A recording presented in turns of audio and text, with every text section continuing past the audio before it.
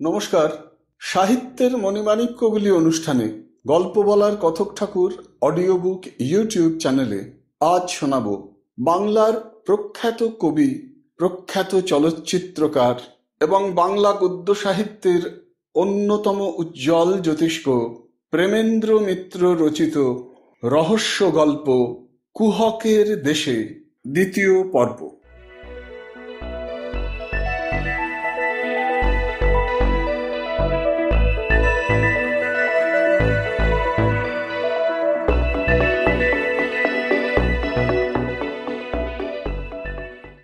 ভীতস্বরে জিজ্ঞাসা করলাম, কি? চিঠিটা খুলে ধরে লাউচেন বললে, চিঠিটা আগে তর্জমা করে বলি, শুনুন। চিঠিতে লিখেছে, মায়াবাদুরের চোখ অন্ধকারেও দেখতে পায়, অরণ্য পর্বত তার ডানাকে বাধা দিতে পারে না, প্রস্তুত থেকো, আজ তোমাদের শেষ দিন। কিন্তু এ হুমকির মানে কি? মায়াবাদুরই বা কি? লাউচেন বললে, মায়াবাদুর যে কি সেটুকু আপনাদের বলতে পারি। বলতে বলতে লাউচেনের স্বরও যেন আতঙ্কে কেঁপে উঠল। আমি এদের কথা কিছু জানতে পেরেছি। মায়াবাদুর একজন কেউ নয়, একটা প্রকাণ্ড গোপন সম্প্রদায়। সমস্ত চীন, ব্রহ্মদেশ, জাপান পর্যন্ত এদের শাখা আছে। এরা যে কি ভয়ানক হিংস্র তা আপনারা কল্পনাও করতে পারেন না। এরা করতে পারে না এমন কোনো কাজ নেই। এদের ক্ষমতাও অসাধারণ। কিন্তু আমাদের ওপর এদের আক্রোশ হবার কারণ কি? মিচিনাতেও মামাবাবু এইরকম চিঠি পেয়েছিলেন। লাউচেন অত্যন্ত বিস্মিত হয়ে বললে, মিচিনাতেও পেয়েছিলেন? কি ছিল তাতে? মামাবাবু বলতে যাচ্ছিলেন, তার আগেই আমি বললাম, তাতে আমাদের এই অভিযানে বেরুতে মানা করা হয়েছিল। লাউচেন বললে, তবু আপনারা সে মানা শোনেননি? তবে আপনারা তো জানতেন না। মায়াবাদুর সম্প্রদায়ের সব কথা জানলে বোধহয় পারতেন না এ পথে আসতে। কিন্তু বেরিয়ে যখন পড়েছি তখন কি করা যাবে? আজকের চিঠিতে এভাবে ভয় দেখাবার অর্থ কি? লাউচেন গম্ভীরভাবে বললে, শুধু শুধু ভয় এরা দেখায় না। তাহলে আপনি কি বলতে চান? আমি কিছু বলতে চাইনি। আমি জানি যে আজ ভয়ঙ্কর কোনো একটা কাণ্ড ঘটবেই। একটা প্রাণ অন্তত নষ্ট হবেই। মামাবাবু এই ভয়ঙ্কর মুহূর্তেও একটি হেসে বললেন, সেটা আমাদের তো নাও হতে পারে। লাউচেন কিন্তু অত্যন্ত গম্ভীরভাবে বললে, সেই চেষ্টা তো অন্তত করতে হবে। আমাদের আজ অত্যন্ত সাবধান আর সজাগ থাকা দরকার। জিজ্ঞাসা করলাম, আমাদের কি করা উচিত? তাঁবুতে আর দুজন পাহারার ব্যবস্থা করব? তা করতে পারেন, কিন্তু আজ আমি নিজে এসে আপনাদের সঙ্গে থাকব। মামাবাবু ভদ্রতা করেই বোধহয় বললেন, তার দরকার নেই। আমাদের বিপদ আপনার ঘাড়ে চাপাতে চাই না। লাউচেন সে কথায় অত্যন্ত ক্ষুণ্ণ হয়ে বললে, আপনারা আমার যে উপকার করেছেন তার বদলে এটুকু করবার সুযোগ থেকে আমায় বঞ্চিত করবেন না। অবশ্য আমি কতটুকু সাহায্য করতে পারবো জানি না। মামাবাবু আবার কি বলতে যাচ্ছিলেন, কিন্তু লাউচেন বাধা দিয়ে দৃঢ়স্বরে বললে, সে হবে না। আপনাদের বিপদের ভাগ নিতে আমি বাধ্য। আজ আমি এখানেই কাটাবো। শেষ পর্যন্ত সেই ব্যবস্থাই হলো। ঠিক হলো, লাউচেনের তাঁবুতে মংপো আর আমাদের কাচিন চাকর পাহারায় থাকবে। আমাদের তাঁবুতে থাকবো আমরা তিনজন। আমাদের অনুচরদের ভেতর থেকে আর কাউকে পাহারায় ডাকতে মামাবাবু রাজি হলেন না। প্রথমত, ব্যাপারটাকে জানাজানি হতে দিয়ে অনুচরদের ভেতর ভীতির সঞ্চার করতে তিনি চান না।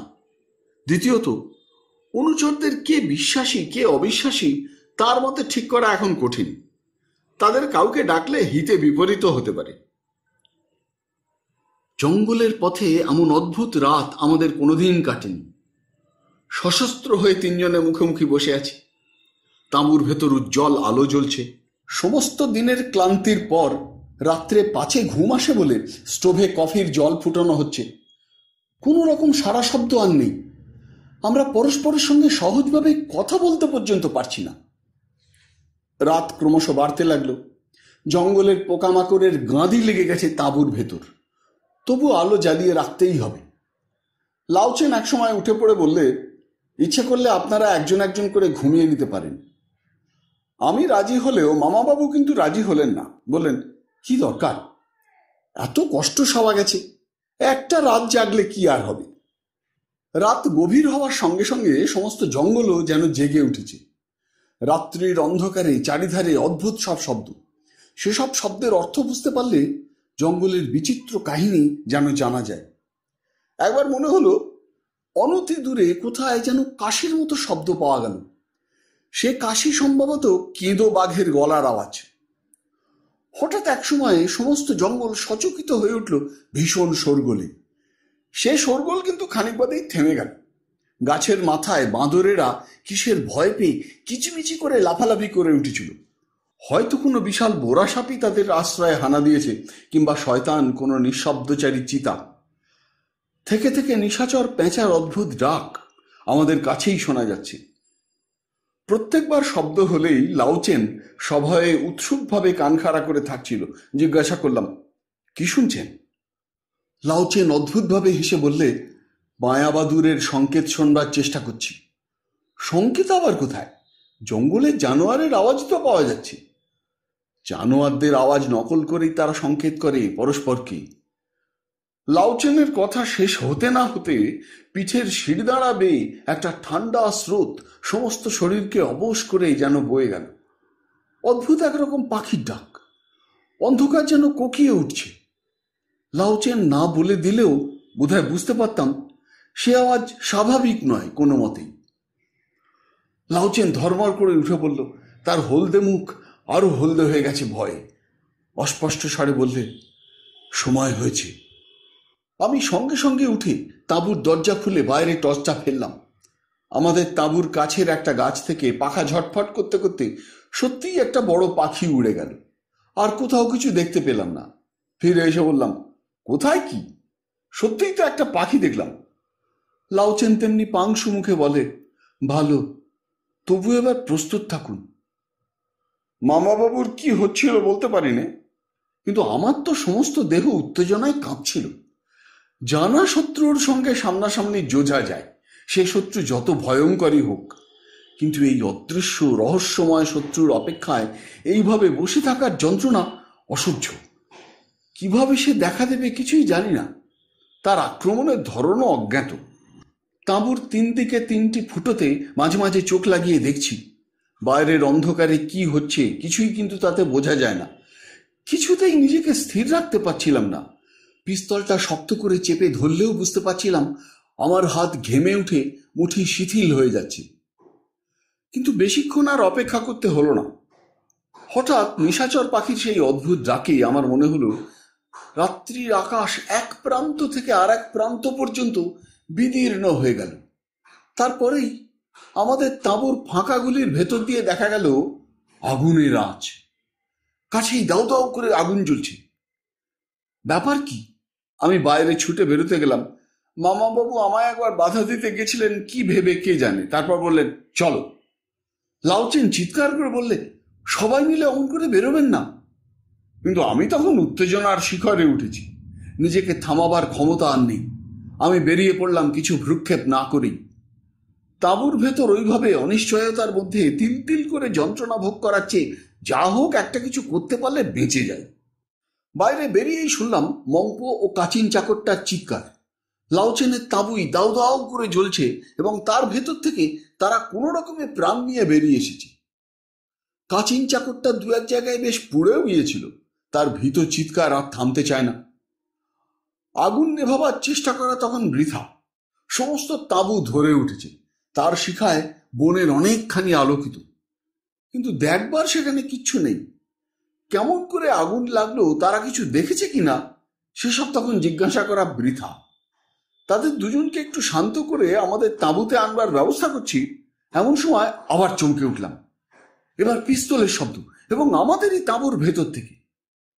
এতক্ষণে খেয়াল হলো মামাবাবু আমার সঙ্গে আসবেন বলেও তো আমায় অনুসরণ করেননি।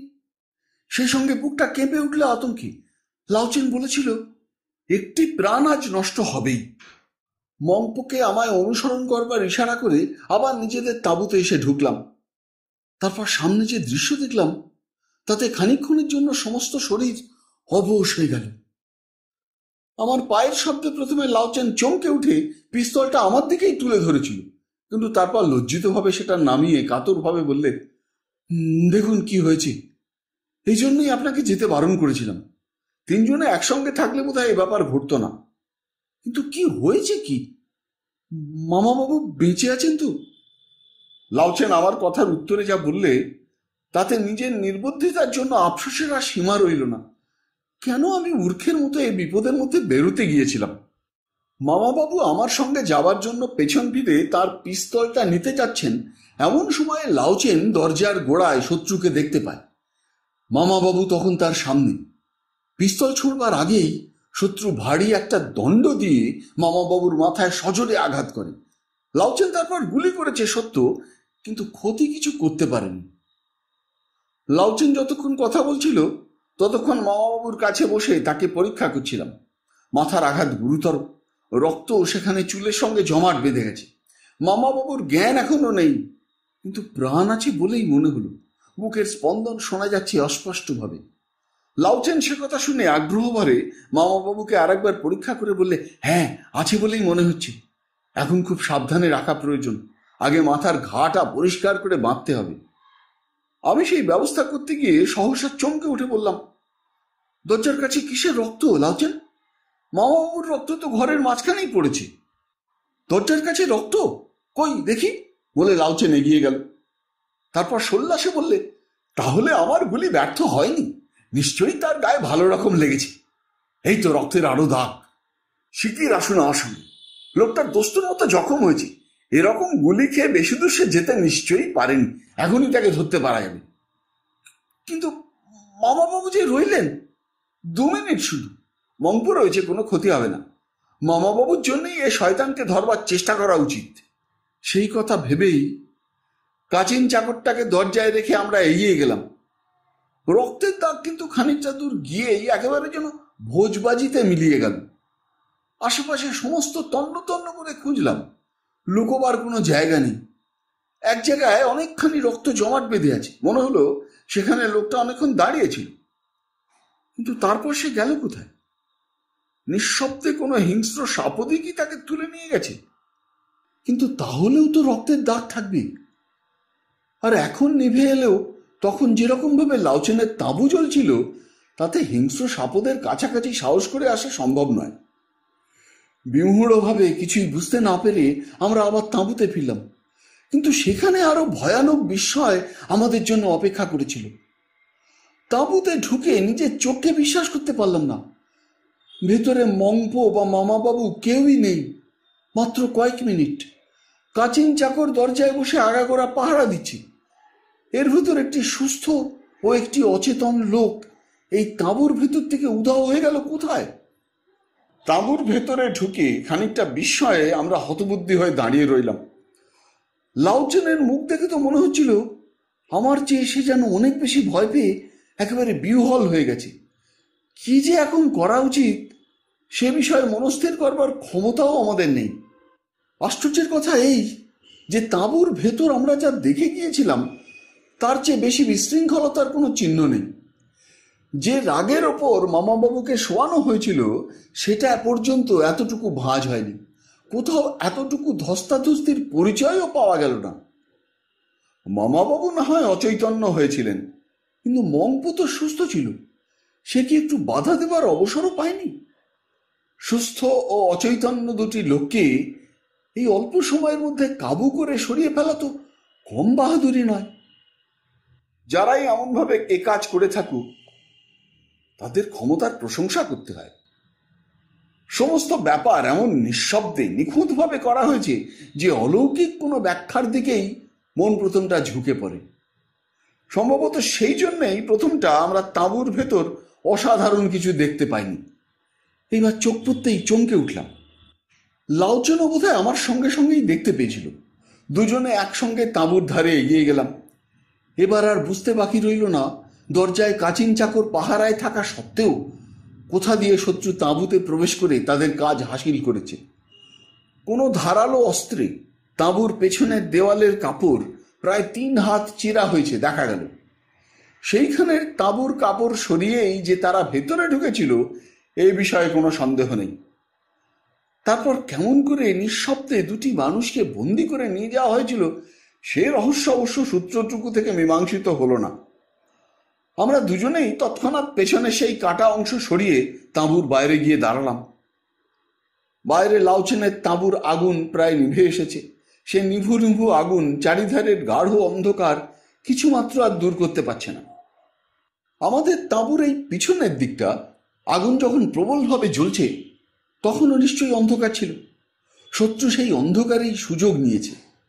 আমরা যখন প্রথমবার তাঁবুর বাইরে রক্তের দাগ অনুসরণ করতে যাই তখন আমাদের কয়েক হাত মাত্র দূরে থাকলেও তাদের আমরা দেখতে পাইনি। টর্চ নিয়ে আমরা এবার অনেক দূর এগিয়ে গেলাম, কিন্তু এই গহন অন্ধকারে কোথায় তাদের খোঁজ পাওয়া যাবে? আগের বারে তবু রক্তের দাগ ধরে খানিকটা অগ্রসর হওয়া গেছিল, এবার সামান্য কোনো চিহ্ন নেই। এক রাত্রের মধ্যে দুবার আমাদের একরকম চোখের ওপরেই এমন রহস্যময় অন্তর্ধান ঘটল, যার কোনো কিনারাই হয় না। হতাশ হয়ে তাঁবুতে যখন ফিরে এলাম তখন আমার মনের অবস্থা বর্ণনা করবার মতো নয়। প্রথম দিকটা বিপদের মাঝে বিমূঢ় হয়ে ভালো করে উপলব্ধি করতে পারিনি। এইবার সম্পূর্ণভাবে বোঝার সঙ্গে সঙ্গে সত্যি সত্যিই চোখে অন্ধকার দেখলাম। মুখে আগে যাই বলে থাকি, এই অজানা দেশে বিপদের মাঝে যাঁর ভরসায় আসতে সাহস করেছিলাম, সেই মামাবাবুর এই পরিণামের পর আমার উপায় কি হবে? কোথায় আমি দাঁড়াবো এখন? কি আমার এখন কর্তব্য? জীবিত থাকুন বা না থাকুন, মামাবাবুর সন্ধান করা এখন দরকার। কিন্তু কেমন করে তা সম্ভব? সম্পূর্ণ অজানা বিপদসংকুল দেশ, এ পর্যন্ত সামান্য যে পরিচয় পাওয়া গেছে তাতে বোঝা কঠিন নয় যে শত্রুও যেমন রহস্যময় তেমনি অসামান্য শক্তিমান। তাদের বিরুদ্ধে আমি কি করতে পারি? করতে চাইলেও মামাবাবুর অভাবে আমাদের দলের লোকেরাই আমার বাধ্য আর থাকবে কিনা সন্দেহ। একা একা এখানে কিছু করবার চেষ্টা বাতুলতা। হিংস্র সাপদের হাতেই তাহলে আগে প্রাণ দিতে হবে। অথচ ফিরে যাওয়া অসম্ভব। মামাবাবুর খোঁজ না নিয়ে নিজের প্রাণ বাঁচাবার জন্য ফিরে যেতে আমি কিছুতেই পারবো না। হতাশভাবে কোনো দিকে কোনো কুল দেখতে না পেয়ে আমি দুহাতের ভেতর মাথা গুঁজে বসেছিলাম। লুকিয়ে কোনো লাভ নেই, এই নিদারুণ অবস্থার মধ্যে পড়ে তখন আমার চোখও সজল হয়ে উঠেছিল। সজল হয়েছিল নিজের কোনো বিপদের কথা ভেবে নয়, সব দিক দিয়ে এমন করে সমস্ত উদ্যোগ ব্যর্থ হওয়ায়, নিজের অক্ষমতায় ও মামাবাবুর শোচনীয় পরিণামের কথা ভেবেই ক্ষোভে দুঃখে নিজেকে আর সামলাতে পারিনি। মাথা গুঁজে বসে থাকতে থাকতে হঠাৎ চমকে উঠলাম। লাউচেন কাছে দাঁড়িয়ে আমার কাঁধে হাত রেখেছে। আমি মুখ তুলে তাকাতেই সে বললে, ভাববেন না মিস্টার সেন, আপনার মামার সন্ধান আমি করবই। এই শয়তানির প্রতিশোধ নেওয়া আমার নিজের দায় বলে আমি মনে করি, জানবেন।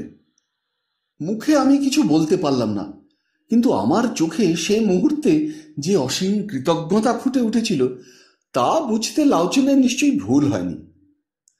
লাউচেন খানিক চুপ করে থেকে বললে, আমার এতে একদম স্বার্থ নেই মনে করবেন না। আপনাদের অভিযান ব্যর্থ হলে তাই আমারও সমূহ ক্ষতি।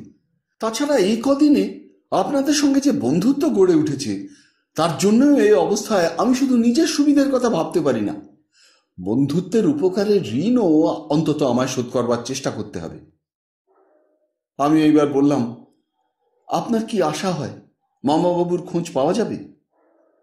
আপনি নিজেই তো মায়াবাদুরদের ভয়ঙ্কর প্রতাপ ও ক্ষমতার কথা বলেছেন। তা বলেছি এবং এখনো বলছি যে তারা ভয়ঙ্কর। কিছু তাদের অসাধ্য নয়। তাদের শত্রুতা করা মানে স্বয়ং জমকে ঘাঁটানো। কিন্তু তা বলে তো নিশ্চেষ্ট হয়ে থাকলে চলবে না। এই চিনেম্যানের প্রতি শ্রদ্ধায় কৃতজ্ঞতায় সত্যি আমি এবার অভিভূত হয়ে গেলাম। উঠে দাঁড়িয়ে তার হাত ধরে বুঝি একটু বিহ্বলভাবেই বললাম, এই সময়ে আপনার এই সাহায্যের কথা আমি জীবনে ভুলব না। অথচ একদিন আপনাকেও আমি সন্দেহ করেছিলাম। লাউচেন কোনো রকম উচ্ছ্বাস প্রকাশ না করে তার টেরচা চিনে চোখ দুটো শুধু অর্ধ নিমিলিত করে বললে, সময়ই আমাদের সব ভুল শুধরে দেয় মিস্টার সেন। কিন্তু মামাবাবুর কোনো সন্ধান পাওয়া গেল না। অন্তত এই কদিনে তেমন কোনো সূত্র আমরা আবিষ্কার করতে পেরেছি বলতে পারি না। লাউচেনের পরামর্শ মতো পাহাড় থেকে সমতল ক্ষেত্রে নেমে হার্টস কেল্লা বাঁদিকে রেখে সানেদের দেশের ভেতর দিয়ে আমরা আবার গহনতম পার্বত্য অরণ্যে এসে পৌঁছেছি। হার্টস কেল্লায় আমরা ইচ্ছে করেই আশ্রয় নিইনি। লাউচেনের মত যে ঠিক এ বিষয়ে কোনো সন্দেহ আমার ছিল না। সেখানে সহকারী কর্তৃপক্ষের কাছে বিশেষ কোনো সাহায্য পাওয়ার আশা বৃথা। তারা মায়াবাদুরের ব্যাপার আজগুবি বলেই সম্ভবত উড়িয়ে দিত। তার উপর মামাবাবু না থাকায় আমাদের আর অগ্রসর হবার অনুমতি পাওয়াই শক্ত হতো। তাদের সাহায্য চাইতে গিয়ে সব দিক নষ্ট করার চেয়ে নিজেদের চেষ্টায় যতটা করতে পারি তার ব্যবস্থা করা ঢের বেশি প্রয়োজনীয় বুঝেই আমরা গোপনে শান প্রদেশ পার হয়ে এসেছি। অবশ্য পথ ও গন্তব্যস্থান সম্বন্ধে আমাকে লাউচেনের ওপরই নির্ভর করতে হয়েছে। এই অঞ্চল তার পরিচিত, শত্রুদের চালচলনও তারই জানা। এ ব্যাপারে তার উপর কোনো কথা বলা আমার উচিত নয়, তার প্রয়োজনও হয়নি। কিন্তু এখন মনে হচ্ছিল পার হয়ে লাভ কি হল? পর্বত যেমন দুরারোহ, অরণ্য এখানে তেমনি গভীর। সর্বশ্রেষ্ঠ দুপে জীব হিসেবে এখানে মানুষ নিজের গৌরব সব জায়গায় বজায় রাখতে পারে না। হামাগুড়ি দিয়ে উঠতে হয় এমন খাড়াই দুর্ভেদ্য জঙ্গলে আবৃত পাহাড় বেশি। এর কিছু দূরেই বামনাকৃতি দারুদের অজানা দেশ। মামাবাবুর অভিযানের এই দেশই অবশ্য লক্ষ্য ছিল, কিন্তু তার সন্ধানে এখানে আসা কতদূর যুক্তিযুক্ত আমি বুঝতে পারছিলাম না। লাউচেনের অবশ্য ধারণা অন্যরকম। মায়াবাদুরদের সন্ধান এখানেই পাওয়া যাবে বলে তার স্থির বিশ্বাস।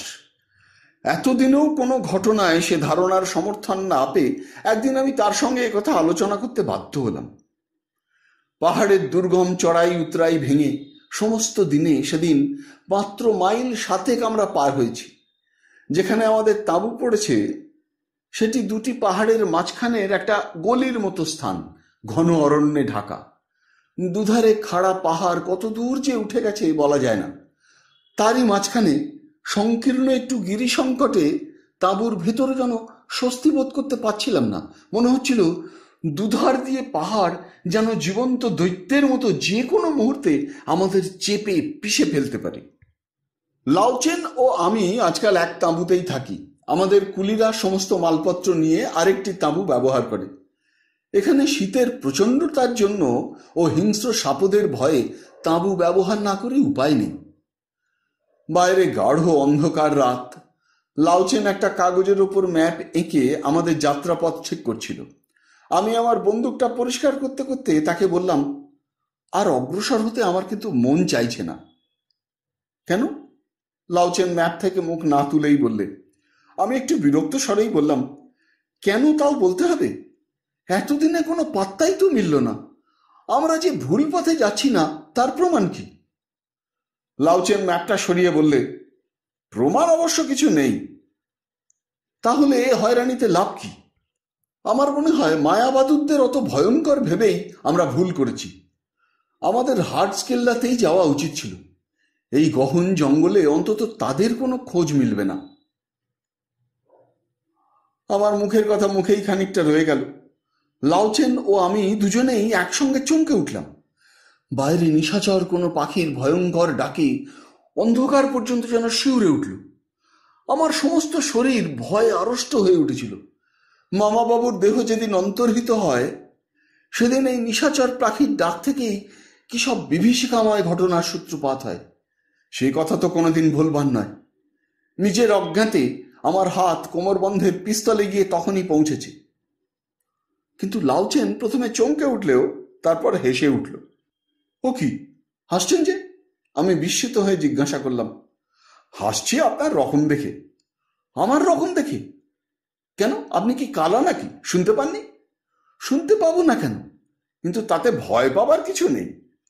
আমায় অবাক হয়ে তার মুখের দিকে চেয়ে থাকতে দেখে লাউচেন আবার বললে, আসল আর নকলের তফাৎ বোঝবার মতো কান আপনার এখনো তৈরি হয়নি। এ হলো এদেশের টিঙ্কার বার্ড বলে একরকম পাখির আসল ডাক। মায়াবাদুরেরা এই আওয়াজেরই নকল করে সংকেত করবার জন্য, কিন্তু সেই নকল আওয়াজ ধরা যায়। আমি আবার একটু অপ্রস্তুত হয়েই বন্দুক পরিষ্কার করায় মন দিলাম। লাউচেনের কথায় সত্যি কথা বলতে গেলে আশ্বস্ত হওয়ার চেয়ে হতাশই হয়েছিলাম বেশি। ভয় যতই পেয়ে থাকি, সেই নিশাচর পাখির ডাকে প্রথমে মনে একটু আশাও জেগেছিল। আশা হয়েছিল এই ভেবে যে মায়াবাদুরের সারা অন্তত এতদিনে পাওয়া গেল।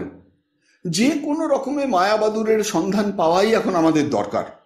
তা না হলে মামাবাবুর খোঁজ কেমন করে, কোন সূত্র ধরে করব? যাকে মায়াবাদুরের সংকেত বলে মনে করেছিলাম, এখানকার সত্যকার কোনো পাখির সাধারণ ডাক শুনে তাই ভয় দূর হলেও মনটা খারাপ হয়ে গেল। খানিকক্ষণ চুপ থেকে বন্দুক পরিষ্কার করা শেষ করে আমি উঠে দাঁড়ালাম। লাউচেন তখন তার ম্যাপের ওপর ঝুঁকে পড়ে বিশেষ মন দিয়ে কি দেখছি। সেখানে গিয়ে দাঁড়িয়ে তার কাঁধের ওপর দিয়ে ঝুঁকে ম্যাপটার দিকে চেয়ে বললাম, আপনারা তো ম্যাপ দেখা দেখির অর্থ আমি বুঝতে পারি না। ম্যাপ দিয়ে কি আমাদের শত্রুর সন্ধান পাওয়া যাবে মনে হয়? ম্যাপটা উল্টে রেখে আমার দিকে ফিরে লাউচেন যেন একটু অসহিষ্ণুভাবেই এবার বললে, ম্যাপ না হলে আমরা চলবো কি করে? কিন্তু আমরা চলেছি কোথায়? লাউচেন খানিক চুপ করে থেকে কি যেন ভাবলে, তারপর আমায় তার পাশে বসতে বলে একটা কাগজ টেনে নিয়ে তার উপর কয়েকটা দাগ টেনে বললে, এর মানে কিছু বুঝতে পারছেন? বুঝতে পারছি। আমরা যে গিরিপথে এখন এসে পড়েছি এটা তারই মানচিত্র। ঠিক ধরেছেন। কিন্তু একটা কথা আপনি জানেন না, এ মানচিত্র সম্পূর্ণ নয়।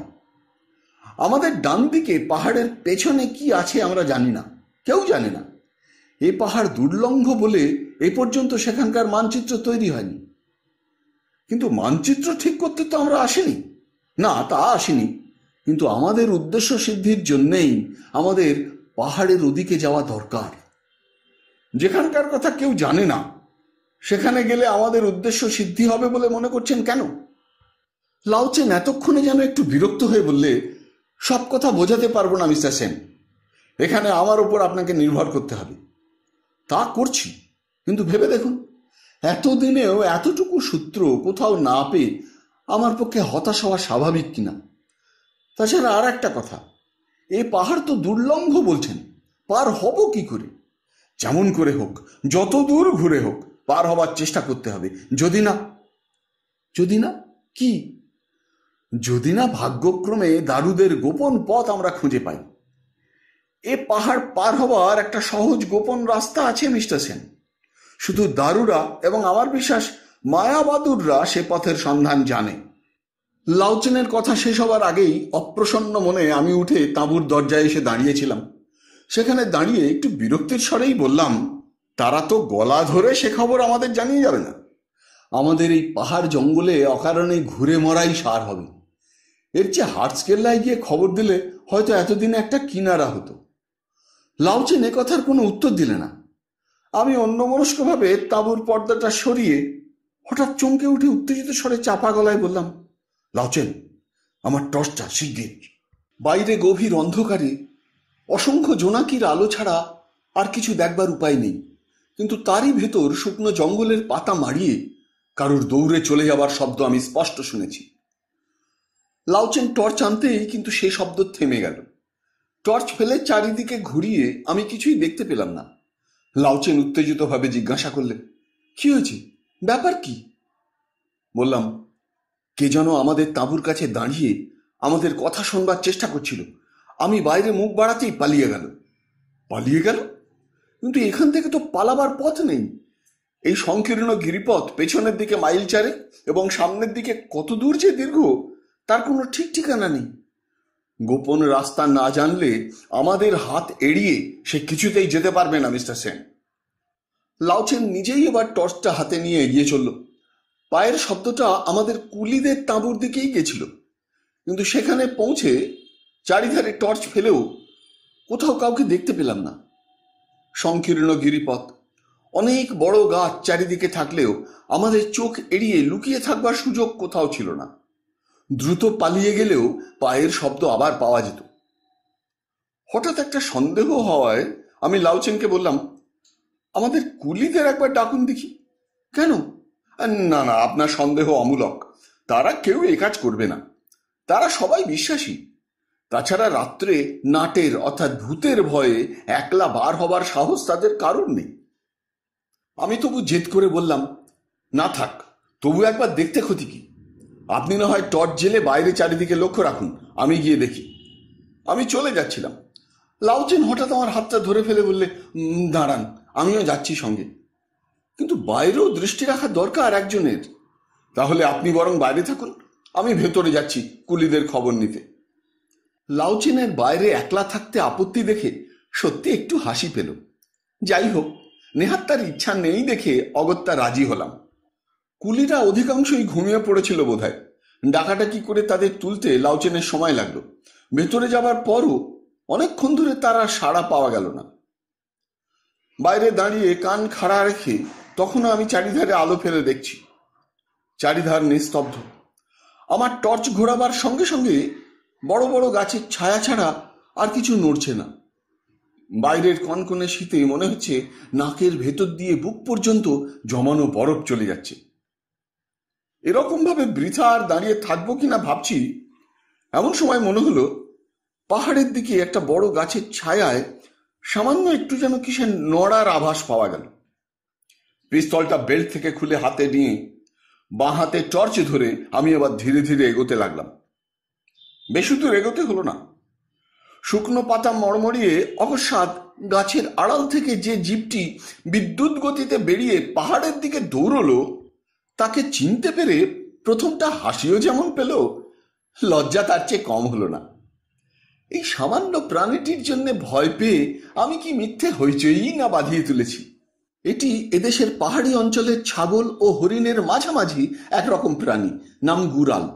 রাত্রির অন্ধকারে আমাদের তাঁবুর ধারে বোধহয় সাহস করে চড়তে এসেছিল, তারপর পালিয়েছিল আমার সাড়া পেয়ে।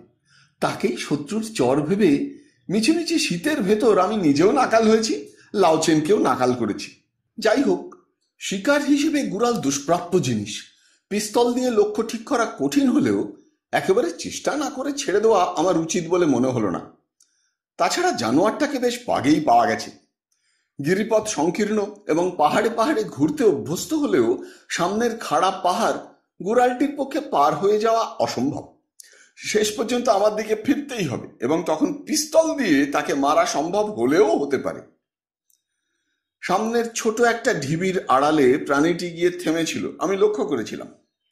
সতর্কভাবে পিস্তল বাগিয়ে ধরে সেদিকে আবার অগ্রসর হতে লাগলাম। ঢিবির আড়াল থেকে বেরিয়ে সে একবার ছুটতে আরম্ভ করলেই গুলি করব। ঢিবির ওধারে পাহাড়ের দেয়াল আরম্ভ হয়েছে, সুতরাং সেদিকে তার যাবার উপায় নেই। কিন্তু ঢিবির অত্যন্ত কাছে এসেও জানোয়ারটা নড়বার কোনো লক্ষণ না দেখে অবাক হয়ে গেলাম। অত্যন্ত সন্তর্পণে আমি এবার টর্চ নিভিয়ে ঢিবির অপর দিকে পা টিপে টিপে গিয়ে হঠাৎ টর্চটা আবার জ্বেলে ফেললাম। কিন্তু না শোনা গেল দ্রুত পলায়নের শব্দ, না দেখা গেল গুরাল বা কোনো রকম প্রাণী। সামনের পাহাড়ে সংকীর্ণ একটা গুহা, শুধু ভয়ঙ্কর কোনো প্রাণীর মতো মুখোদ্বেদন করে আছে। মাত্র 2 সেকেন্ড বোধহয় আমি হতভম্ব হয়ে দাঁড়িয়েছিলাম। তারপরেই আমার মাথার ভেতর দিয়ে লাউচেনের সঙ্গে কিছুক্ষণ আগেকার আলাপের কথাগুলো বিদ্যুতের মতো খেলে গেল। সামনের গুহামুখের দিকে ভালো করে তাকিয়ে দেখলাম, বিশেষ গভীর বলে আপাত দৃষ্টিতে মনে হয় না। মুখের ফাঁকটা বেশ ছোটই বলতে হবে। সাধারণ আকারের মানুষকে মাথা নিচু করে খুব হেঁট হয়েই তার ভেতর ঢুকতে হয়, কিন্তু তবু সেটা পরীক্ষা না করে ফেরা উচিত হবে বলে মনে হলো না। অন্তত গুরালটির অন্তর্ধান রহস্যের মীমাংসা যে সেই গুহার মধ্যেই হবে, এ বিষয়ে আমার তখন কোনো সন্দেহ ছিল না। টর্চের আলো ভেতরে ফেলে হেঁট হয়ে তার ভেতরে গিয়ে ঢুকলাম। অনবরত মাথা নিচু করে যাওয়া বেশ কষ্টকর। আমার টর্চের আলোয় ভয় পেয়ে অসংখ্য চামচিকে ঝটপট করতে করতে চারিধারে উড়ে বেড়াচ্ছে। গুহাতে হিংস্র কোনো প্রাণীও থাকতে পারে, তবু সামান্য কয়েক পা যাবার পরই গুহাপথ একদিকে বেঁকে যাওয়ার সঙ্গে সঙ্গে আয়তন বিস্তৃত হতে দেখে উৎসাহে কোনো বিপদের কথাই আর মনে রইল না। এবারে আমার মনে কোনো সন্দেহই আর নেই। আশ্চর্যভাবে দারুদের রাজ্যের গোপন পথে যে আমি আবিষ্কার করে ফেলেছি, এ বিষয়ে আমি নিশ্চিত হয়েছি। কিন্তু কতদূর এই পথ ধরে একলা যাব? পথ যখন আবিষ্কৃত হয়েছে, তখন কাল সদল বলে এসে তা অনুসরণ করলেই চলবে। আপাতত ফিরে গিয়ে লাউচেনকে এই সংবাদ দেওয়া দরকার। গুহাপথ যেরকম নানা শাখায় জায়গায় জায়গায় বিভক্ত হয়ে গেছে, তাতে বেশি দূর এগোলে হয়তো ফেরবার সময় পথ ভুলও হতে পারে। এই সমস্ত ভেবে পিছু ফিরতে যাচ্ছি, এমন সময় সামনের একটি শাখা পথ থেকে সেই গুরালটি দ্রুত বেগে বেরিয়ে আমার একেবারে সামনে ভীতভাবে থমকে দাঁড়িয়ে পড়েই আবার লাফ দিয়ে পালাতে উদ্যত হলো। তার সঙ্গে কি কুক্ষণে যে দেখা হয়েছিল তখন, তা যদি জানতাম। দেখবা মাত্র হাতের পিস্তলের গুলি যেন আপনা থেকে ছুটে গেল, এবং সেই সঙ্গে বুঝতে পারলাম নিজের নির্বুদ্ধিতায় কি সর্বনাশ নিজের করেছি। পিস্তল নয়, মনে হলো যেন একেবারে আমার মাথার ওপর অনেকগুলি বজ্রপাত হয়েছে। সেই সংকীর্ণ বহুদূর বিস্তৃত গুহাপথে পিস্তলের আওয়াজ যে কি ভয়ঙ্করভাবে প্রতিধ্বনিত হয়ে উঠল তার বর্ণনা করা অসম্ভব। কিন্তু শুধু আওয়াজ হলেও রক্ষা ছিল। পিস্তলের আওয়াজে কেঁপে উঠে সমস্ত পাহাড়ই যেন দুলে উঠল। তারপর যা আরম্ভ হলো তাকে প্রলয় ছাড়া আর কিছু বলা চলে না। পিস্তলের শব্দের এত বড় শক্তি আগে কখনো কল্পনা করিনি। গুহাপথের ওপরের ছাদে বহু আলগা পাথর নিশ্চয়ই ছিল। হঠাৎ পিস্তলের আওয়াজে কেঁপে উঠে সেগুলি ভয়ঙ্কর শব্দে পড়তে আরম্ভ করল। সেই ভয়ঙ্কর বিপদের মধ্যে খানিকক্ষণ বোধহয় মাথা ঠিক ছিল না। অনেকক্ষণ বাদে পাথর পড়া বন্ধ হবার পর স্বাভাবিক চিন্তা শক্তি যেন ফিরে পেলাম।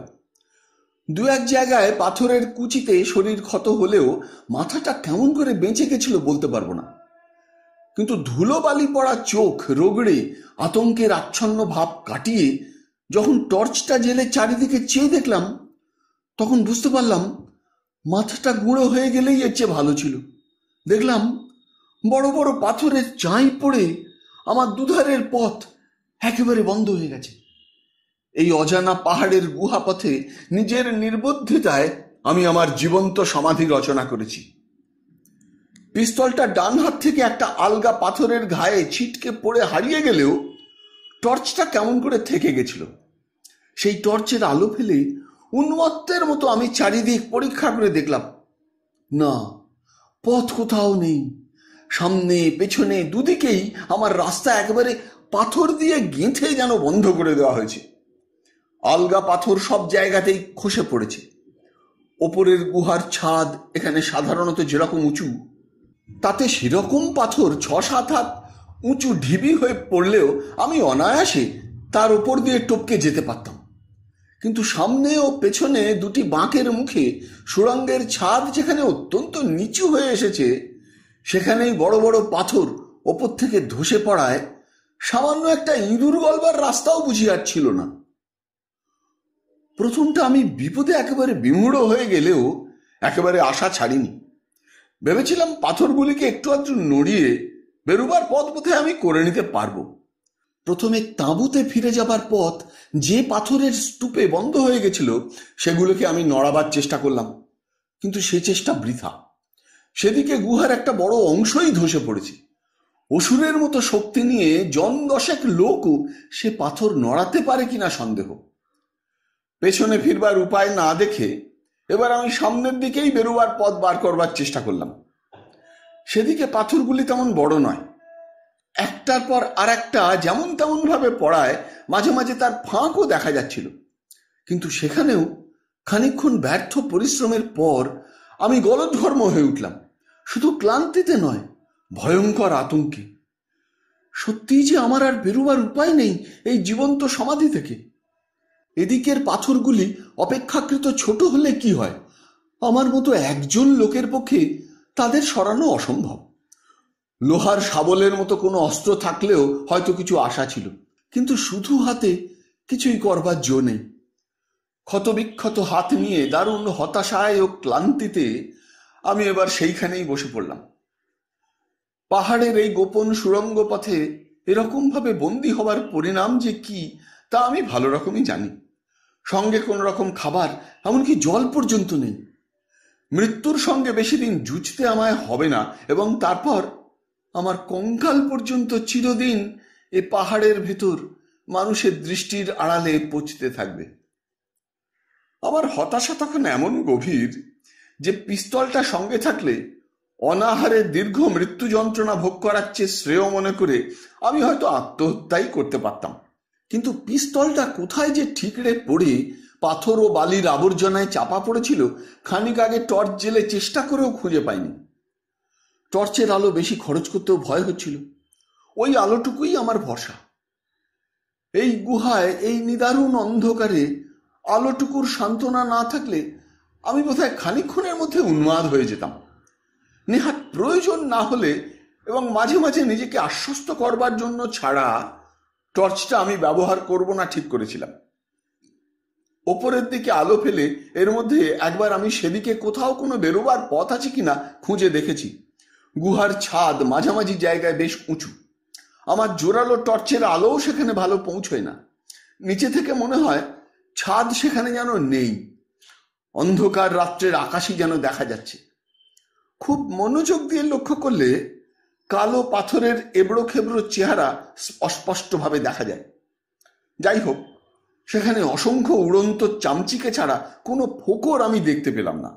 ক্লান্ত হতাশভাবে কতক্ষণ আমি বসেছিলাম বলতে পারি না। এই নিরবচ্ছিন্ন অন্ধকারের ভেতর সময়ের কোনো হিসেব রাখা অসম্ভব। দিন রাত্রি এখানে নেই। নিজের বুকের স্পন্দন ছাড়া আর কোনো কিছুর দ্বারা সময় যে বইছে তা এখানে জানা যায় না। ক্লান্তিতে হতাশায় চোখও আমার বুজে এসেছিল। মনে হচ্ছিল মৃত্যুই যদি হয় তবে ঘুমের মধ্যে অচেতন অবস্থায় তা হওয়াই ভালো। হঠাৎ আমি চমকে চোখ খুলে তাকালাম। আমার নিজের স্পন্দন শুধু নয়, আরো একটা কি মৃদু শব্দ আমি যেন শুনতে পেয়েছি। ওপরে চামচিকেদের পাখার শব্দ সে নয়, কিন্তু সে শব্দ আমার অত্যন্ত কাছে। চোখ খুলে তাকাবার সঙ্গে সঙ্গেই কিন্তু আমার সারা গায়ে কাঁটা দিয়ে উঠল আতঙ্কে। গুহার মেঝের ওপর নীলাভ কয়েকটা আলো যেন ঘুরে বেড়াচ্ছে অন্ধকারে। সত্যি কি আমার মাথা এর মধ্যেই খারাপ হয়ে গেছে? আমি নিজের চুল ধরে মাথাটাকে ঝাঁকি দিয়ে উঠে বসলাম। সেই সঙ্গে বিদ্যুৎ গতিতে পাথরের মেঝের সেই সমস্ত আলো গুহাপথের ধারের ছোট একটি ফাটলের ভেতর ঢুকে অদৃশ্য হয়ে গেল। বিমূঢ়ভাবে আমি এবার টর্চটা জ্বাললাম। আতঙ্কে গলা শুকিয়ে আমার কাঠ হয়ে গেছে, কিন্তু কোথাও কিছু নেই। আমার গুলিতে নিহত গুড়ালটির মৃতদেহটা শুধু পাথরগুলির ভেতর পড়ে আছে। সত্যিই কি তাহলে এদেশের লোকেরা যাকে নাট বলে সেই প্রেত মূর্তি আমি দেখেছি? এই বিপদের মাঝেও আমার হাসি পেল। ওসব কোনো নাট বা ভূতে আমি বিশ্বাস করি না। না, বিপদ যত বড় হোক এরকম কুসংস্কারের দুর্বলতাকে প্রশ্রয় দেওয়া ঠিক হবে না। আমায় যেমন করে হোক মাথা ঠিক রেখে চলতে হবে।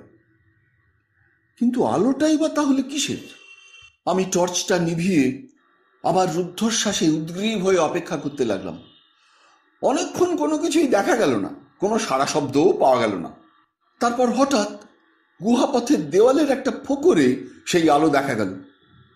একটি দুটি করে অনেকগুলি আলো সেখান থেকে বেরিয়ে এসে গুড়ালটার মৃতদেহের চারিধারেই ঘুরে বেড়াচ্ছে।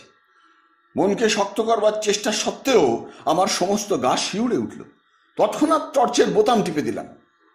আশ্চর্য, টর্চের আলো পড়তেই আলোর বদলে গোটা কতক ধেড়ে ইঁদুর ঊর্ধ্বশ্বাসে ছুটে সেই ফোকরের মধ্যে ঢুকে পড়ল। ধেড়ে ইঁদুর দেখে আশ্বস্ত হওয়া দূরে থাক, বিস্ময়ই কিন্তু আমার বেড়ে গেল। অন্ধকারে ইঁদুরের গা থেকে আলো বেরোয় এ কথা তো কখনো শুনিনি। টর্চটা নিয়ে আমি ইঁদুরদের ফোকরটার দিকে এগিয়ে গেলাম। ফোকরটা বেশ বড়। মেঝের ওপর উপুড় হয়ে তার ভিতর আলো ফেলে দেখলাম সেটা নিচের দিকে নেমে যায়নি, সামনের দিকেই অনেক দূর সোজা চলে গিয়েছে। আর একবার যদি সেই ইঁদুরগুলি আসে সেই আশায় একটা পাথর হাতে নিয়ে সেই ফোকরের ধারে এবার অপেক্ষা করতে লাগলাম। আমার নিজের যে জীবন্ত কবর হয়েছে সে বিপদের কথা এই নতুন রহস্যের মীমাংসা করবার উত্তেজনায় তখন আর আমার মনে নেই। আমার গন্ধ পেয়ে কিংবা যে কোনো রকমে আমার উপস্থিতি টের পাবার দরুন ইঁদুরগুলির কিন্তু এদিকে বেরোবার আর উৎসাহ দেখা গেল না। অনেকক্ষণ অপেক্ষা করে আমি আবার টর্চ জ্বালতে যাচ্ছি, এমন সময় স্পষ্ট মানুষের পায়ের শব্দ শুনে চমকে উঠলাম। এখানে মানুষের পায়ের শব্দ। প্রথমটা অবাক হলেও আমার বুঝতে দেরি হলো না যে ফোকরের ওধারে আরেকটি গুহাপথ, আমি যে সুড়ঙ্গটিতে আছি তারই গা ঘেঁষে গেছে। মাঝখানে সামান্য খানিকটা পাথরের ব্যবধান। মানুষের পায়ের শব্দ শুনে প্রথমটা আমি মুক্তি পাবার আশায় তাদের ডাকতে যাচ্ছিলাম, কিন্তু সে আহ্বান আমার মুখ দিয়ে বেরোলো না। মেঝের ওপর উপুর হয়ে পড়ে ফোকর দিয়ে আমি অপর দিকে লক্ষ্য রেখেছিলাম। পায়ের শব্দ সেই ফোকরের কাছে আসার সঙ্গে নীলচে আলোয় সেখানকার অন্ধকার দূর হয়ে গেল। স্তম্ভিত হয়ে দেখলাম অপর দিকে পথ দিয়ে যারা পার হয়ে যাচ্ছে তাদের সকলের পা দিয়ে অদ্ভুত একরকম নীলচে আলো বিচ্ছুরিত হচ্ছে। এবার সত্যি আমার মনে হলো আমি আর প্রকৃতিস্থ নেই। ভয়ঙ্কর বিপদে কেমন করে যেন আমার মাথা খারাপ হয়ে গেছে। প্রথমে ইঁদুরের গা দিয়ে এবং তারপর মানুষের পা থেকে আলো বেরোতে দেখার পর এছাড়া আর কোনো মানে হতে পারে না। স্বাভাবিক বুদ্ধিতে আমি জানি এ ব্যাপার কখনো সম্ভব হতে পারে না। এ নিশ্চয়ই আমার উন্মত্ত মস্তিষ্কের দুঃস্বপ্ন। নিজের অনিচ্ছা সত্ত্বেও ভয়ে আমি অস্ফুট চিৎকার করে উঠলাম এবং সেই চিৎকারের ফলে আশ্চর্যভাবে আমার মুক্তির উপায় হয়ে গেল। কাল্পনিক বা বাস্তব প্রাণী যাই হোক, আমার চিৎকারের সঙ্গে সঙ্গেই ওধারে যারা যাচ্ছিল তারা থেমে পড়ল। ফোকরের ভেতর দিয়ে আমি দেখতে পাচ্ছিলাম অনেকগুলি খালি লম্বা লম্বা পা সেখানে তাদের নিজেদের আলোতেই দেখা যাচ্ছে। হঠাৎ আমার ফোকরের ধারের পাথরে লোহার শাবলের মতো কোনো অস্ত্রের ঘা শুনতে পেলাম। বুঝলাম তারা পাথর সরিয়ে এই ধারের আওয়াজের কারণ জানবার চেষ্টা করছে। তাদের উত্তেজিত কথাবার্তাও আমি শুনতে পাচ্ছিলাম, যদিও তার এক বর্ণও আমার বোঝবার ক্ষমতা ছিল না। আমার জানিত কোনো ভাষার সঙ্গেই তার সাদৃশ্য নেই। না, কাল্পনিক প্রাণী এরা নয়, কিন্তু এরা কি? এদের হাতে পড়লে আরো বিপন্ন হব না তারই বা নিশ্চয়তা কি? তাদের অস্ত্রের ঘায়ে ফাটলের ধারের একটা পাথর ক্রমশ আলগা হয়ে আসছিল। সেই পাথরটা সরে গেলে তাদের পক্ষে এগিয়ে আসা আর শক্ত হবে না জেনে আমি কিন্তু আশ্বস্ত হতে পারলাম না। পাথরটা আলগা হবার সঙ্গে সঙ্গে আমার ভয়ও বাড়ছিল। একবার হঠাৎ তাদের শাবলটা পাথর থেকে ফসকে কেমন করে এধারে এসে পড়ল এবং সেই মুহূর্তেই কিছু না ভেবেই আমি সেটা সবলে চেপে ধরলাম। তারপর একটা হ্যাঁচকা টান দিতেই শাবলটা আমার কবলে এসে পড়ল। ওধারে যে শাবল চালাচ্ছিল সে এরকম ব্যাপারের জন্য নিশ্চয়ই প্রস্তুত ছিল না। জোর করে শাবলটা টেনে রাখবার সময়ই পায়নি সে। ওধারে তাদের চেঁচামেচি শুনে বোঝা যাচ্ছিল তারা যেমন বিমূঢ় তেমনি উত্তেজিত হয়ে উঠেছে, কিন্তু তাদের কাছে আর কোনো অস্ত্র বোধহয় ছিল না। অন্তত আর পাথরের ওপর কোনো ঘা শোনা গেল না। শাবলটা কেড়ে নেবার সময় সত্যিই আমি নিজের মুক্তির কথা কিছু ভাবিনি। তাদের এদিকে আসতে না দেবার উদ্দেশ্যেই আমি সেটা কেড়ে নিয়েছিলাম। এতক্ষণে আমার মনে হলো এই শাবল দিয়েই তো আমার পথ পরিষ্কার করতে পারি আমি। এ কথা মনে হবার পর আর এক মুহূর্ত অপেক্ষা করা যায় না। ওধারের লোকেরা এরপর কি করবে কে জানে। যেমন করে হোক আমায় এখান থেকে বেরোতেই হবে। পেছনে ফেরার পথ একেবারেই বন্ধ, তাই সামনের দিকের পাথরগুলির ফাটলের ভেতর শাবল চালিয়ে আমি প্রাণপণে এক জায়গায় চড় দিলাম। শাবল হাতে পড়ায় উৎসাহের সঙ্গে আমার শক্তিও বুঝি বেড়েছিল। দেখতে দেখতে বেশ বড় একটা পাথর সরে সশব্দে অপর দিকে পড়ে গেল। পথ তাতে একেবারে পরিষ্কার হলো না বটে, কিন্তু আগেকার দুর্ভেদ্য দেওয়ালে যে ফোকর হলো তার ফলে দেখা গেল তার ভেতর দিয়ে কষ্টে সৃষ্টে আমার মতো চেহারার লোক গলে যেতে পারে। শাবলটা প্রথমে ওধারে ফেলে আমি টর্চ নিয়ে সেই ফোকরের ভেতর দিয়ে কোনো রকমে হাত পা একটু আধটু ক্ষতবিক্ষত করে অপর দিকে গিয়ে পড়লাম। সুড়ঙ্গ পথ এখান থেকে বাঁক নিয়ে কোথায় যে গিয়েছে আমি জানি না। হয়তো শাবল যাদের কাছ থেকে কেড়ে নিয়েছি তাদের কাছে গিয়েই আবার পড়তে পারি, কিন্তু আমার তখন তা নিয়ে ভাববার সময় নেই। এগিয়ে আমায় যেতেই হবে। মাঝে মাঝে টর্চ জেলে পথটা একটু দেখে নিয়ে আমি বেশিরভাগ অন্ধকারের ভেতরেই ছুটতে লাগলাম। সুড়ঙ্গ পথের অনেক শাখা, অনেক বাঁক, সব শুধু একটা গোলক ধাঁধার মতো, কিন্তু আমি ভাগ্যের উপর নির্ভর করে যখন যেটা উচিত মনে হচ্ছিল সেইটাই অনুসরণ করছিলাম। কোনো রকমে এই দুঃস্বপ্নের বিভীষিকাময় পাহাড় থেকে আমায় বেরোতেই হবে। কিছুক্ষণ ধরে আমার পায়ের শব্দ ছাড়া আর একটা আওয়াজ মাঝে মাঝে কানে আসছিল। আওয়াজটা অনেকটা ক্ষুব্ধ গর্জনের মতো, কিন্তু কোনো প্রাণীর গলা থেকে নিরবিচ্ছিন্ন অমন গর্জন বার হওয়া সম্ভব নয়। তাছাড়া আওয়াজটা আমার এগোবার সঙ্গে সঙ্গে যেন সমানভাবে বাড়ছিল। খানিক বাদে একটা বাঁক ফিরতেই আওয়াজটার মানে বোঝা গেল, কিন্তু সেই সূত্রে এমন অপরূপ দৃশ্য দেখবার কল্পনা আমি করিনি। সুড়ঙ্গ পথ বাঁক নিয়েই যেখানে গিয়ে শেষ হয়েছে সেখানে পাহাড়ের ভেতরটা কেটে কারা যেন বিশাল এক হল তৈরি করেছে বলে মনে হলো। মাঝখানে তার পাথরের মেঝের বদলে প্রকাণ্ড এক জলের কুণ্ড। পাহাড়ের একধারের একটি গহ্বর থেকে প্রচণ্ড বেগে জল এসে সে কুণ্ডে পড়ছে। এতক্ষণ এই জলের কল্লোলে আমি শুনেছিলাম, কিন্তু এই জলের কুণ্ড ও প্রপাতের চেয়ে আশ্চর্য ব্যাপার হলো এখানকার অদ্ভুত এক নীলাভ আলো। পাহাড়ের গা বেয়ে মোটা পেশির মতো মিশকালো একরকম পাথর জলপ্রপাতের মুখ থেকে কুণ্ডের ভেতর নেমে গিয়েছে। কুণ্ডের ধারে ধারে অন্যদিকেও সেরকম পাথর আছে। অন্ধকারে সেই পাথরগুলি যেন জ্বলছে বলে মনে হচ্ছিল। নিজের বিপদ ভুলে এ দৃশ্য হয়তো আরো খানিকটা আমি দেখতাম, কিন্তু সহসা কুণ্ডের ওপারে দৃষ্টি পড়ায় চমকে উঠলাম। আমি যেটি দিয়ে পৌঁছেছি সেটি ছাড়া আরো অনেক সুড়ঙ্গ নানা দিক থেকে কুণ্ডটিতে এসে মিলেছে। ওপারের তেমনি একটি সুড়ঙ্গ পথের শেষে জলের ধারে দুটি লোক দাঁড়িয়ে। এতক্ষণ অন্যান্য দিকে দৃষ্টি থাকাতেই তাদের চোখে পড়েনি। তাদের একজন আমার দিকে পিছন ফিরে নিচু হয়ে কি করছিল, কিন্তু যে লোকটি দাঁড়িয়েছিল অস্পষ্ট আলোতেও তাকে চিনতে আমার বিলম্ব হলো না। সে লিসিন। নিঃশব্দে তৎক্ষণাৎ আমি সেখান থেকে সরে পড়বার চেষ্টা করলাম, কিন্তু পারলাম না। হঠাৎ লিসিন মুখ তুলে আমার দিকে তাকালে এবং সেই সঙ্গে তার কণ্ঠ থেকে যে চিৎকার বেরুলো, জলের কল্লোলে খানিকটা চাপা পড়লেও তা ঠিক আদরের ডাক বলে মনে হলো না আমার। পেছন ফিরে পালাবার জন্য দৌড় দিলাম, কিন্তু সেদিকেও বেশি দূর এগোতে হলো না। সামনে অন্ধকার সুড়ঙ্গ পথে অসংখ্য উজ্জ্বল কঙ্কাল আমার দিকে এগিয়ে আসছে। কঙ্কালগুলির ভেতর থেকে বিচ্ছুরিত নীলচে আলোয় সুড়ঙ্গ পথ এমন অদ্ভুত দেখাচ্ছে যে ভাষায় তা বর্ণনা করা যায় না। আমার তখনকার অবস্থাটা বর্ণনা করাও শক্ত।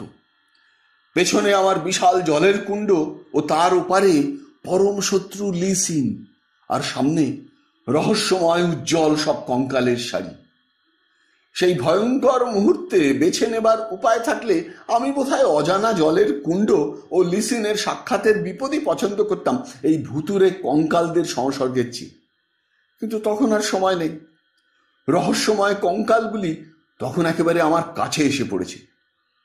হতভম্ব হয়েই আমি বোধহয় কিছু করবার খুঁজে না পেয়ে টর্চটা টিপে দিলাম। মুহূর্তে যেন ভোজবাজিতে সেই উজ্জ্বল কঙ্কালের সার মিলিয়ে গেল। তার জায়গায় টর্চের আলোয় দেখা গেল গুহাপথে অদ্ভুত এক জাতির অসংখ্য মানুষের সারি। এদেরই দেহের সমস্ত হাড় থেকে অন্ধকারে এমন অদ্ভুত আলো এতক্ষণ বেরোচ্ছিল। আকারে তারা নিতান্ত ছোট, 4 ফুট 4.5 ফুটের বেশি লম্বা তাদের ভেতর কেউ নেই। একলা এরকম গোটা 10 মানুষকে কাবু করেও আমি বোধহয় বেরিয়ে যেতে পারতাম, কিন্তু তারা গোটা 10 তো নয়, অমন 200 লোক গুহাপথ ও তার পরের রাস্তায় ভিড় করে দাঁড়িয়ে আছে। তারা নিরস্ত্রও নয়, অনেকেরই হাতে ছোট বল্লম ও তীরধনুক দেখা গেল। কয়েকজনের হাতে কলসির মতো একরকম মাটির পাত্রও রয়েছে। আমাকে দেখতে পাওয়া মাত্র তারা সকলে মিলে উন্মত্ত চিৎকার করে উঠল। আমার পরিণাম যে এই উন্মত্ত জনতার হাতে কি হবে তা তখন বুঝতে আমার বাকি নেই। তবু মরবার আগে অন্তত কাপুরুষের মতো নিশ্চেষ্ট হয়ে থাকবো না সংকল্প করে আমি তখন প্রস্তুত হয়ে দাঁড়িয়েছি। আমার গায়ে প্রথম যে আঘাত করবে শুধু হাতেই অন্তত তাকে আমি সাবার করে তবে ছাড়ব। কিন্তু আশ্চর্যের বিষয়, আমায় আক্রমণ বা অস্ত্র দিয়ে আঘাত তারা কেউ করলে না। চারিদিক থেকে এসে তারা আমায় ঘিরে দাঁড়ালো। হাতে তাদের উদ্ধত বল্লম আর বাগিয়ে ধরা তীর ধনুক দেখে বুঝতে পারলাম আমায় না মেরে বন্দি করাই তাদের উদ্দেশ্য। সে বন্দিত্ব থেকে মুক্ত হবার চেষ্টা আপাতত নিষ্ফল জেনেই আমিও কোনো রকম প্রতিবাদ করলাম না। আমাকে মাঝখানে রেখে এবার তারা সামনের দিকেই এগিয়ে চলল। নিজেদের মধ্যে আমার অবদ্ধ ভাষায় উত্তেজিতভাবে কি আলোচনা করতে করতে কুণ্ডের সামনে গিয়েই তারা থামল। চেয়ে দেখলাম লিসিন বা তার সঙ্গীর কোনো চিহ্ন ওপারে নেই। বিপদ বুঝেই হোক বা অন্য যে কোনো কারণে তারা একেবারে গা ঢাকা দিয়েছে। যে অদ্ভুত জাতের মানুষের ভেতর আমি পড়েছিলাম তাদের সম্বন্ধে ভাববার মতো মনের অবস্থা এতক্ষণে আমার হয়েছে, কিন্তু ভেবে কোনো কুল কিনারাও পাচ্ছিলাম না। তাদের বামনের মতো আকৃতি দেখে দারু বলেই ঠিক করেছিলাম, কিন্তু দারুদের হাড়ের ভেতর থেকে এরকম অদ্ভুত আলো বার হবার কথা তো কখনো শুনিনি। এই আলোর অর্থই বা কি? এই রহস্যময় আলোর কথা ভাবতে গেলে সত্যি সমস্ত ব্যাপারটা এমন আজগুবি হয়ে ওঠে যে নিজের চোখে দেখেও বিশ্বাস করতে ইচ্ছে হয় না। সমস্ত ব্যাপারটা মনে হয় ভৌতিক, কোনো স্বাভাবিক ব্যাখ্যাই তার খুঁজে পাওয়া যায় না। আমার মনে হচ্ছিল জাগ্রত অবস্থাতেই আমি যেন ভয়ঙ্কর দুঃস্বপ্ন দেখছি। তারা আমায় বন্দি করার পরই আমি টর্চটা নিভিয়ে ফেলেছিলাম। তারাও কি কারণে বলা যায় না আমার হাত থেকে সেটা কেড়ে নেয়নি বা নিতে সাহস করেনি। টর্চ নিভে যাওয়ার সঙ্গে সঙ্গেই সমস্ত মূর্তিগুলি আবার উজ্জ্বল কঙ্কালে পরিণত হয়ে গেছিল। অন্ধকার অজানা গুহাপথে চারিধারে সেই অগ্নিময় কঙ্কালে বেষ্টিত হয়ে থাকা যে কি ভয়ঙ্কর অভিজ্ঞতা তা বুঝিয়ে বলা অসম্ভব। বেশিক্ষণ এই সংসর্গে থাকলে মনে হচ্ছিল আমার মস্তিষ্ক এতক্ষণে যদি না হয়ে থাকে তাহলে এবার সত্যিই বিকৃত হয়ে যাবে। তারা আপাতত কুণ্ডের কাছে থেমে যা করছিল তাও অদ্ভুত। সেটা তাদের ধর্মের যে একরকম অনুষ্ঠান এ বিষয়ে কোনো সন্দেহ নেই। প্রথমে সকলের কণ্ঠ থেকে অদ্ভুত একরকম কাঁদুনির মতো গান শোনা গেল। তারপর এক এক করে কয়েকটি লোক কলসির মতো যে মাটির পাত্র তাদের হাতে দেখেছিলাম তাই মাথায় করে কুণ্ডের ভেতর নেমে গেল। সে কলসিতে কুণ্ডের জল ভরে যখন তারা উঠে এলো তখন সমবেত সকলে মাটির ওপর সাষ্টাঙ্গে লুটিয়ে পড়ে আবার সেই কাঁদুনির মতো গান শুরু করেছে।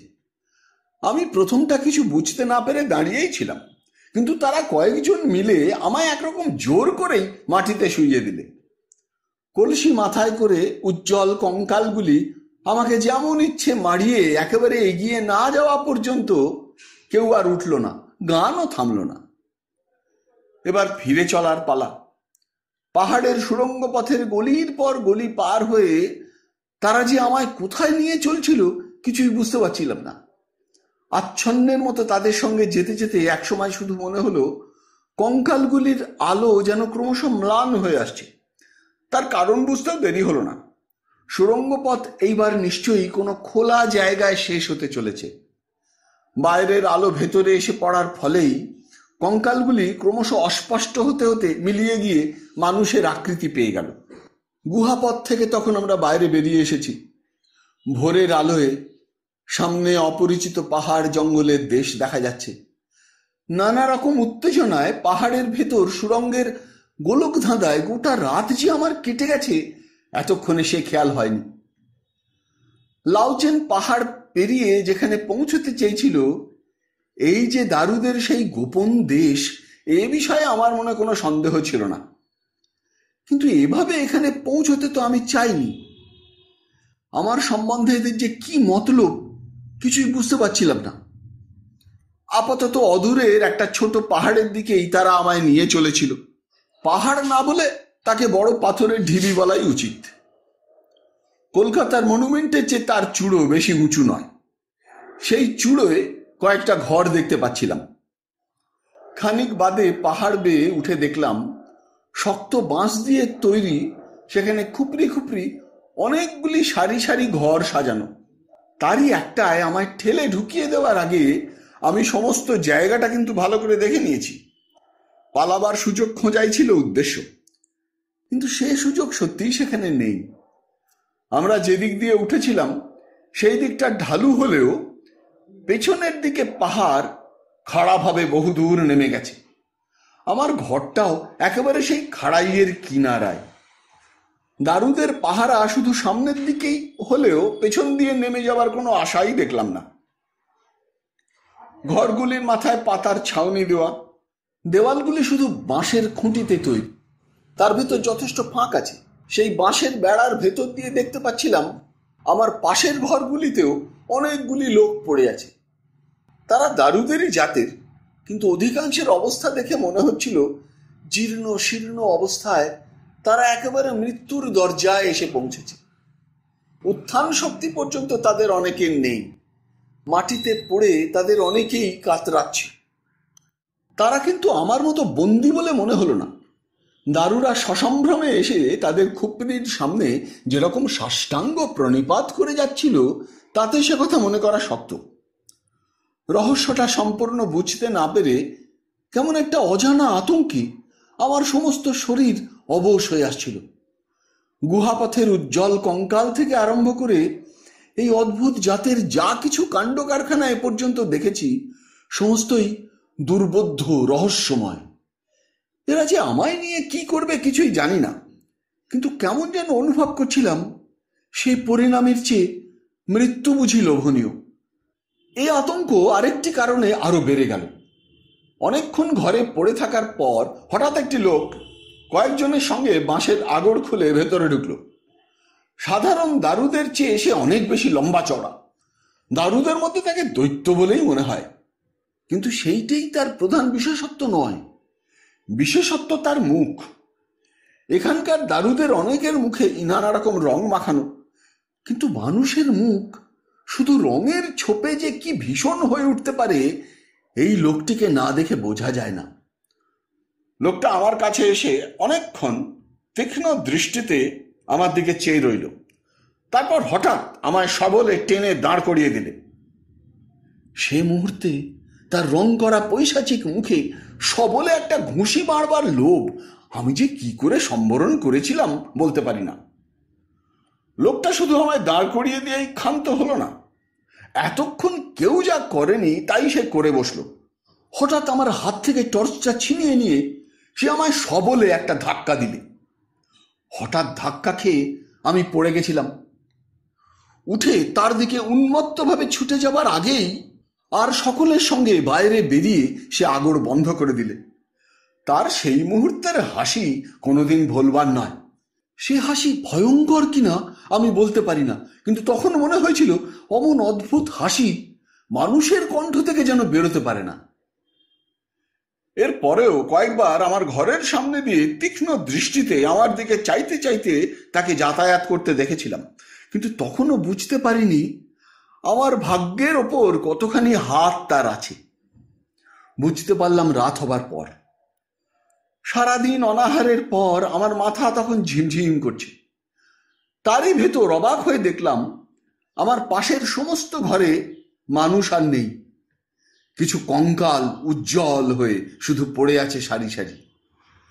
গুহাপথের অন্ধকারে যেসব কঙ্কাল দেখেছিলাম তার চেয়েও এদের জ্যোতি অনেক বেশি প্রখর।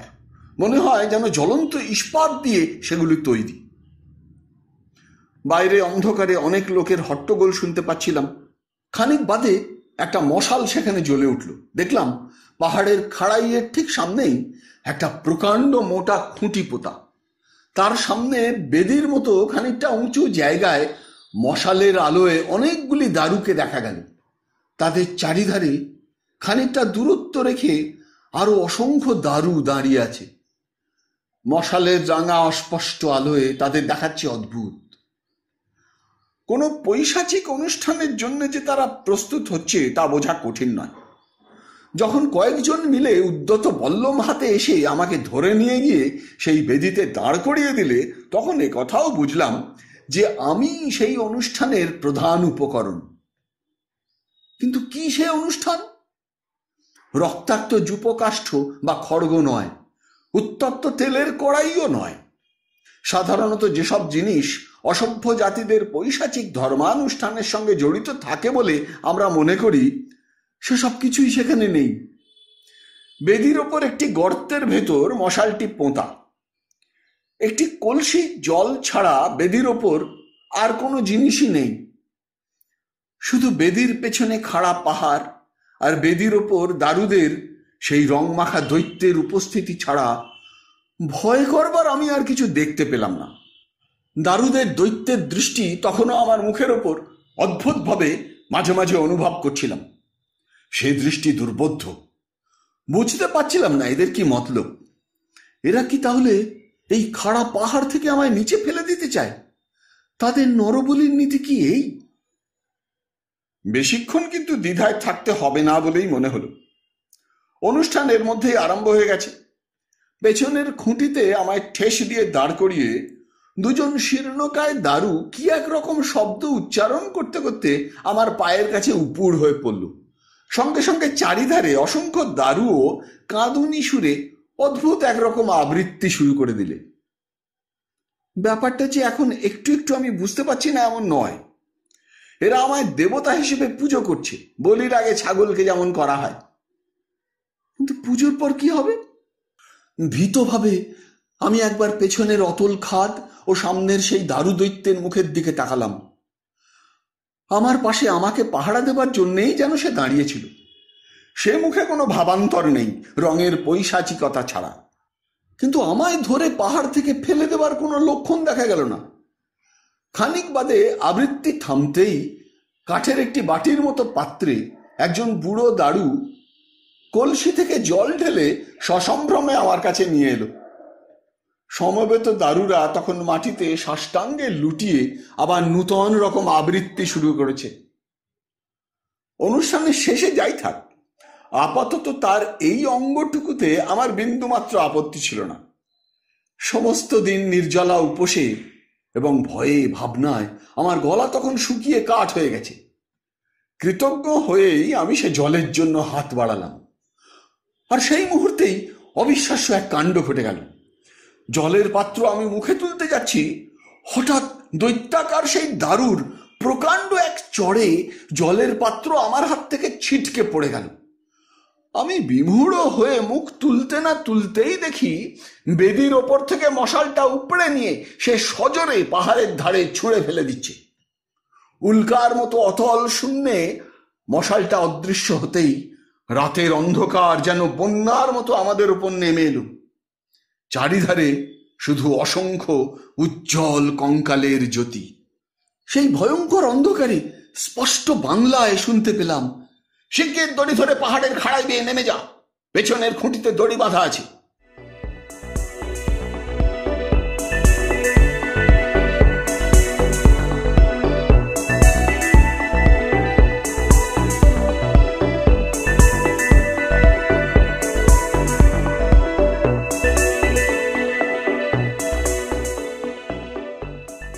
শুনলেন প্রেমেন্দ্র মিত্র রচিত রহস্য গল্প কুহকের দেশে দ্বিতীয় পর্ব।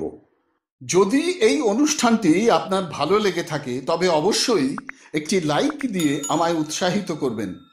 যারা এখনো আমার এই চ্যানেলটিকে সাবস্ক্রাইব করেননি তারা অনুগ্রহ করে সাবস্ক্রাইব বোতামটি টিপে আমার এই চ্যানেলটিকে সাবস্ক্রাইব করে নেবেন এবং ভিডিওর কমেন্ট বক্সে আপনার মূল্যবান মতামত জানিয়ে চ্যানেলটিকে আরও এগিয়ে নিয়ে যেতে আমায় সাহায্য করবেন।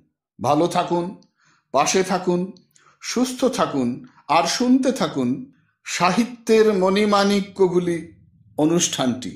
নমস্কার।